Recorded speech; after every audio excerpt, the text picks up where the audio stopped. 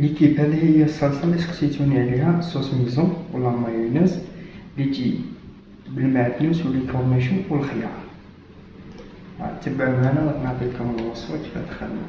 اول حاجه راح نكسر هنا 4 بيضات، راح نزيد لها فلفل اسود والملح وربع سنينات، وهنا راح نحط هذاك المكسور بهذه الطريقه. انا استعملت هذاك المكسور الكبير وانتم ديروا هذاك الصغير اللي عندكم في الدار، ونطلعوها بالزيت، نطلعوها بهذه الطريقه بهكذا باه ما طيح لكمش.